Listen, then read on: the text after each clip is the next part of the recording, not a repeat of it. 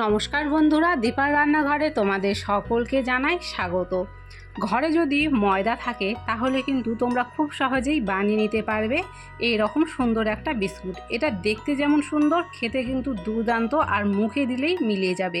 আর বানানো কিন্তু তার থেকেও খুবই সহজ। তো আজকের এই বিস্কুট আমি কত সহজে তৈরি করলাম তোমাদের সাথে পুরো ভিডিওটা শেয়ার করছি। তোমরা অবশ্যই প্রথম থেকে শেষ পর্যন্ত ভিডিওটা দেখে নাও এবং শিখে নাও। আচ্ছা, বিস্কুট তৈরির জন্য আমাদের লাগছে চিনি। এখানে আমি একটা বাটিতে মেপে 1 বাটি চিনি নিয়েছি। চিনিটাকে একটা মিক্সি জারে দিয়ে চিনিটাকে একটু গুঁড়ো করে নেব। তারপরে এখানে একটা বড় গামলা নিয়েছি, তার মধ্যে ওই একই বাটিতে মেপে এখানে আমি দিয়ে দিচ্ছি 1 বাটি সাদা তেল বা সয়াবিন তেল। তোমরা চাইলে তেলের বদলে এখানে ঘি ব্যবহার করতে পারো। এবারে যে চিনিটা গুঁড়ো করে নিয়েছিলাম সেটা তেলের মধ্যে দিয়ে দিলাম। এখন খুব ভালো করে তেলের সাথে চিনিটাকে মিশিয়ে নেব।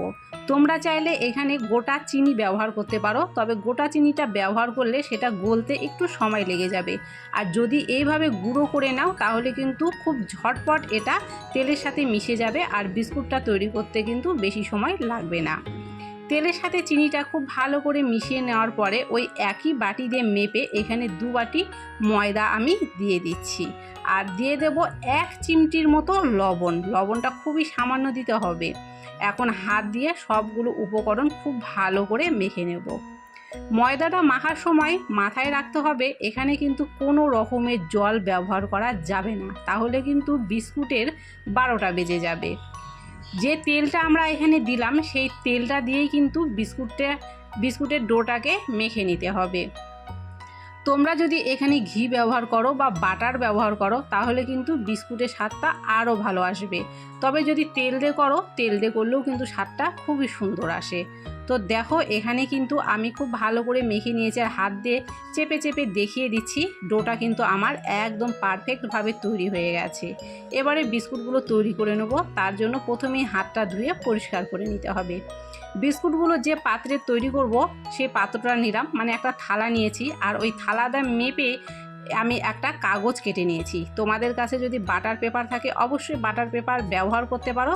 যদি না থাকে ঘরে থাকা এরকম একটা সাদা কাগজকে থালা দিয়ে মেপে কেটে নিয়ে এরকম থালার মধ্যে বসিয়ে তার উপর দিয়ে তেল বা ঘি যেটাই থাক না কেন এইভাবে ব্রাশ করে দিতে পারো। ব্রাশ করে কিন্তু খুব ভালো করে এখানে কাগজটাকে আমাদেরকে প্রথমে সেট করে দিতে হবে, তাহলে বিস্কুটগুলো যখন আমরা তৈরি করব কোনোভাবেই লেগে যাবে না বা একটা বিস্কুটও ভেঙে যাবে না। তো থালাটাকে কিন্তু আমি খুব ভালো করে দেখো এখানে সেট করে নিয়েছি। এবারে কিন্তু আমাদের বিস্কুটগুলো তৈরি করে নিতে হবে। বিস্কুটটা তৈরির জন্য এখান থেকে একটু একটু করে ডো আমি হাতে নিয়ে নিচ্ছি, আর তারপরে হাত দিয়ে একটু চেপে চেপে এটাকে শক্ত করে নিয়ে আমরা ঠিক যেভাবে রুটি তৈরি করি ঠিক সেইভাবে কিন্তু এখানে একটা ডো তৈরি করে নিতে হবে। দেখো হাতের মধ্যে ঘুরিয়ে ঘুরিয়ে কত সহজেই কিন্তু দেখো এখানে একটা ডো তৈরি হয়ে গেল, মানে একটা বিস্কুট তৈরি হয়ে গেল।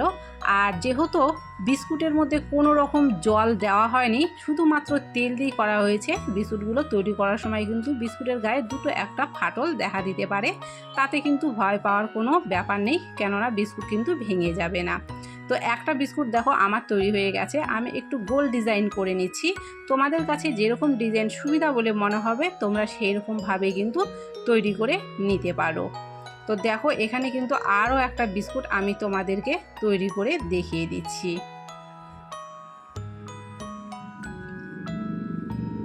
এইভাবে করেই কিন্তু সবগুলো বিস্কুট আমাদেরকে তৈরি করে নিতে হবে। তো এখানে বিস্কুটগুলো আমার তৈরি হয়ে গেছে।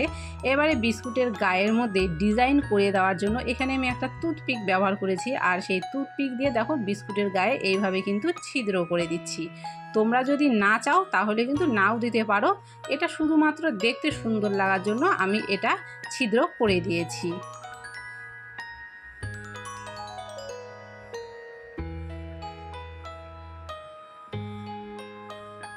এভাবে করেই কিন্তু সবগুলো বিস্কুটের গায়ে আমাদেরকে ছিদ্র করে দিতে হবে।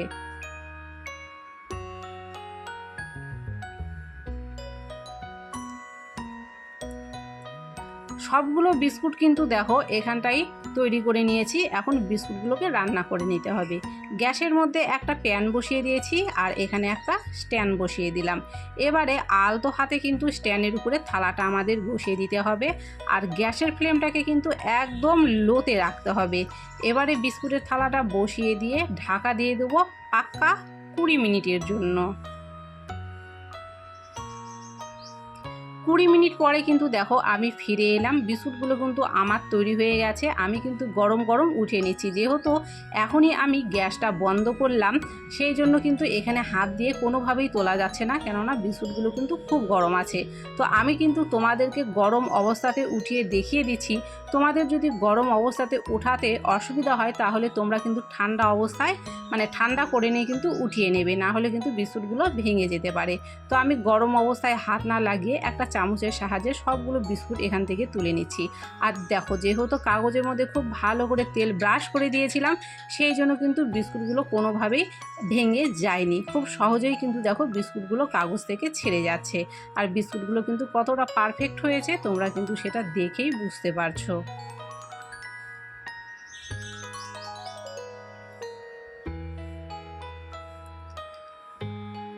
বিস্কুটগুলো নামানোর পরে আমি 10 মিনিট মতো রেখে একটু ঠান্ডা করে নিয়েছি। এখন কিন্তু আমি তোমাদের দেখিয়ে দিচ্ছি। দেখো, বিস্কুটের এপাশ ওপাশ দুপাশই দেখিয়ে দিচ্ছি। বিস্কুটগুলো কিন্তু একদম সঠিকভাবে তৈরি হয়েছে।